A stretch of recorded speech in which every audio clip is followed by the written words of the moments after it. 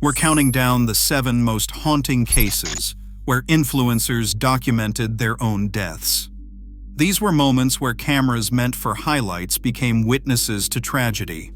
From solo adventurers blinded by the pursuit of the perfect shot to live streamers whose audiences watched disaster unfold in real time, each entry revealed how the drive for clicks and validation could override survival instincts. Which story stands as the starkest warning about content creation's lethal edge? Let's begin with number 7. January 20th, 2019. Gigi Wu set out alone to climb Yushan, Taiwan's highest peak, carrying a phone, a selfie stick, and a single distinctive prop, a bikini. At age 36, Wu had built a following of nearly 18,000 on Instagram, known for summit photos in minimal attire against dramatic mountain backdrops. Her posts drew thousands of likes and comments, fueling a steady rise in engagement. Each new climb pushed the boundaries further, with fans urging her to attempt even more remote and challenging peaks. On this trip, Wu documented her progress in real time, sharing updates and images as she traversed snow-covered trails. The weather had turned, with rescue logs later noting warnings for sub-zero temperatures and high winds. Wu pressed on, focused on framing her next shot. Balancing her phone for a summit selfie, she slipped and fell nearly 20 meters into a ravine. Injured and exposed, she managed to call for help and described her location and injuries. Mountain rescue teams launched a search, but the terrain and freezing conditions delayed their arrival for over 28 hours. The camera, and the need to capture the perfect image, contributed to her focus on the shot rather than on immediate safety. Wu's last photos recovered from her phone showed her smiling at the edge of the summit. She died of hypothermia before rescuers could reach her. News of her death spread quickly, prompting an outpouring of grief and debate across social media. Park authorities reviewed solo hiking policies, and the hashtag bikini mountaineering trend drew criticism for encouraging risky behavior. Wu's account remains online as a digital memorial and a stark reminder of the dangers hidden behind the pursuit of the perfect shot. July 2021, in Quzhou, China, Xiao Qiumei, age 23, had built a following of nearly 100,000 on Douyin by live streaming her daily life as an industrial tower crane operator. Her niche was rare.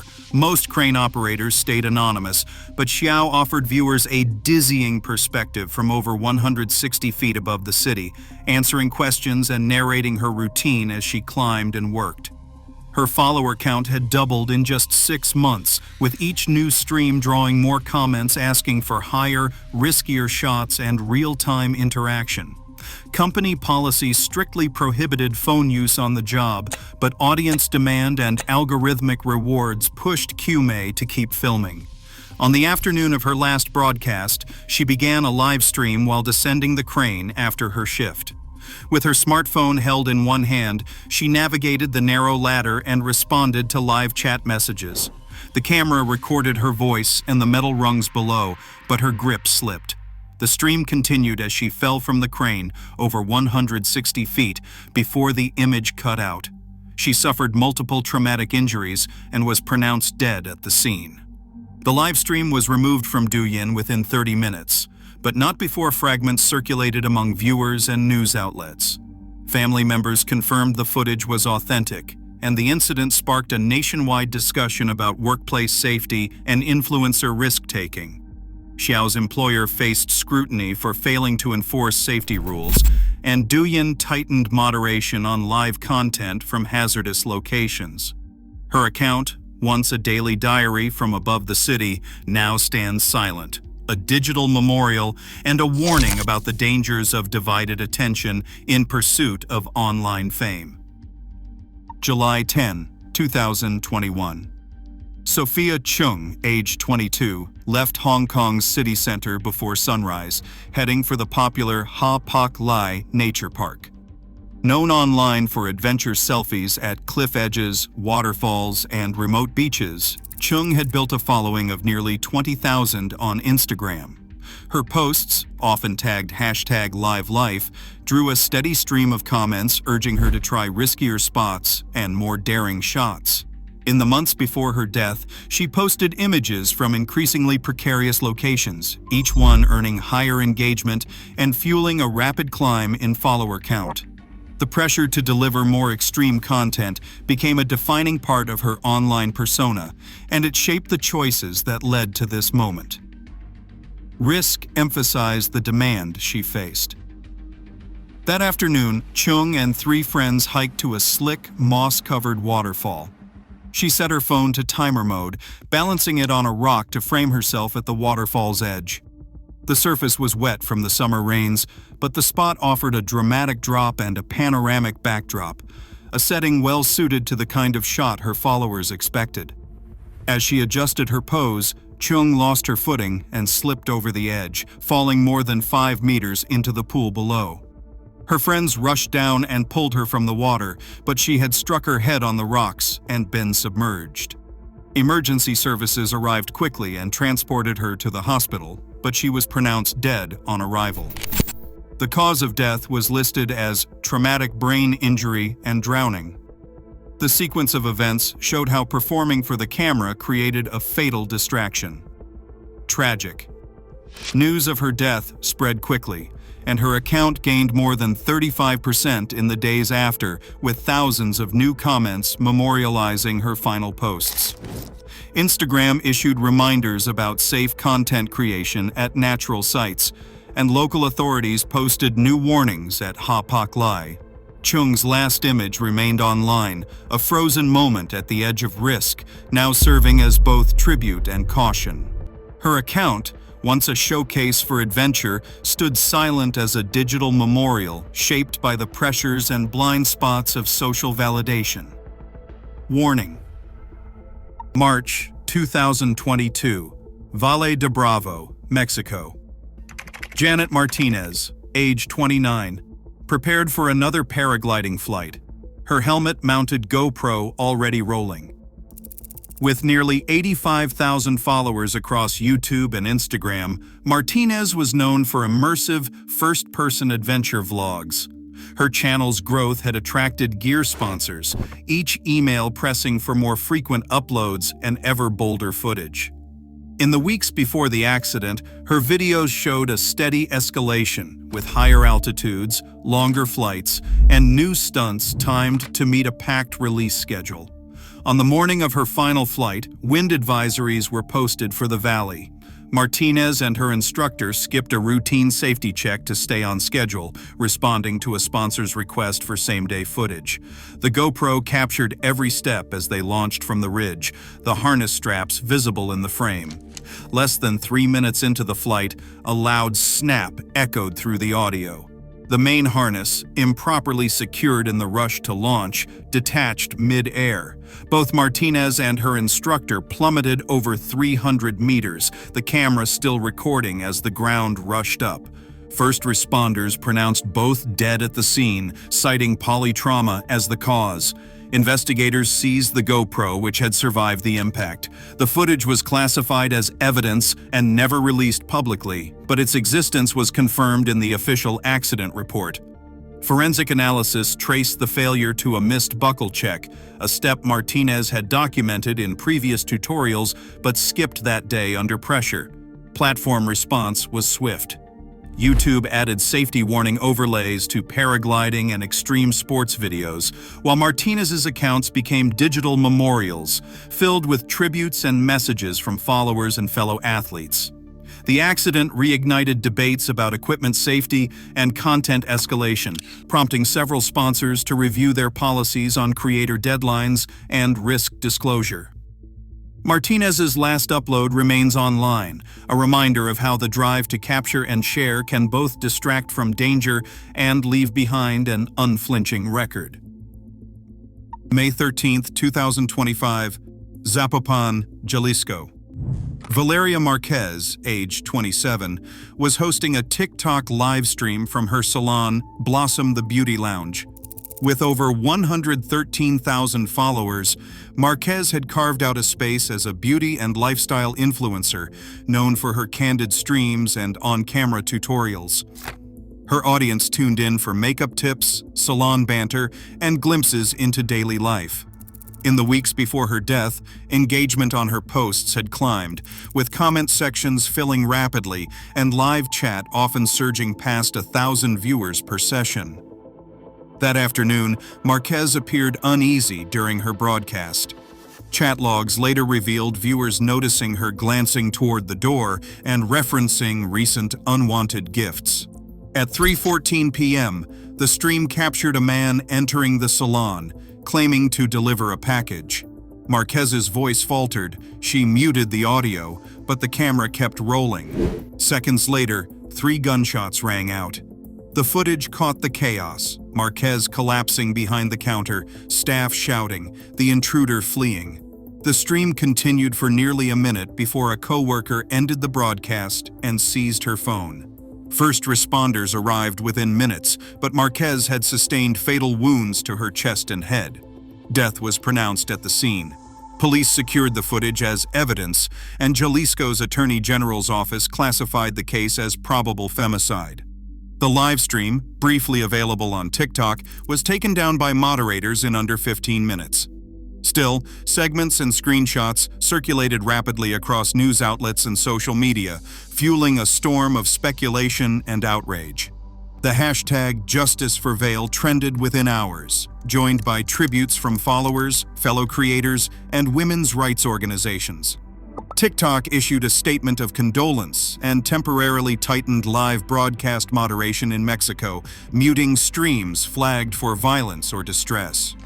Memorial posts filled Marquez's account, which remains online but locked, bearing a banner in her memory. The incident reignited debates over influencer safety and gender-based violence, with protest marches and digital campaigns demanding systemic change. Investigators continue to search for the gunman, while the footage now held as legal evidence serves as a chilling record of real-time vulnerability. Marquez's final post count stands at 1,028. Her death forced platforms and policymakers to confront the risks that come with being visible, live, and female in a digital world where the camera never blinks. July 2019, Hong Kong. Tommy Lee, 24, had amassed a following of nearly 50,000 across Instagram and Weibo. He specialized in urban exploration and rooftopping. His feed was filled with dizzying images from the city's tallest buildings, each post pushing the limits of what his audience expected. Comment sections swelled with requests for riskier stunts, and direct messages from fellow climbers and fans fueled a steady escalation.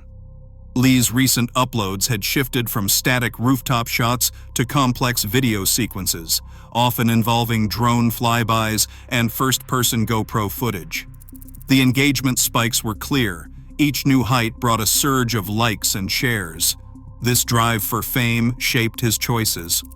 Tommy entered a 68-story residential tower on a humid summer morning, bypassing security with a forged contractor badge. Building logs later confirmed he had been warned off the property 2 days prior. He returned, determined to capture what he called the ultimate one-handed hang. He set up his GoPro on a rooftop tripod, synced his phone for a private group stream, and launched a drone to circle the building, framing the city skyline below. The plan was to hang one-handed from a maintenance beam, holding the pose long enough for a panoramic sweep. His determination was clear. As the drone hovered, Lee adjusted his grip and checked the GoPro angle, narrating the setup for his private viewers. He glanced at his phone, responding to encouragement in real time. Later recovered footage showed his focus on the camera and the screen, his eyes shifting between devices, attention split between performance and safety. In the final seconds, his hand slipped. The GoPro recorded the abrupt drop, the cityscape spinning as he fell over 200 meters. That split focus proved fatal. Emergency services arrived within minutes, but Lee was pronounced dead at the scene from catastrophic trauma. Police recovered the GoPro and the drone and secured the footage as evidence. None of the video was released publicly, but its existence was confirmed in the official report. News of the incident spread through rooftoping communities, prompting a wave of copycat attempts and a spike in rooftop trespass cases across Asia. In response, Instagram rolled out new content filters targeting dangerous activity and geofenced warnings for known urban climbing hotspots. Hong Kong authorities increased penalties for unauthorized rooftop access, and several buildings installed additional barriers.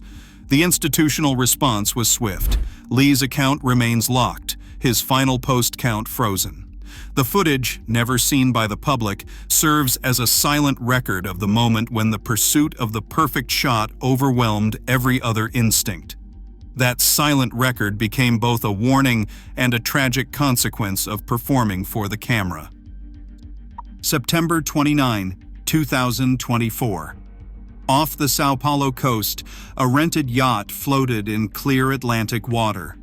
Alan da Silva Faria, 31, and Beatriz da Silva, 28, stood on the stern preparing for a choreographed TikTok dance.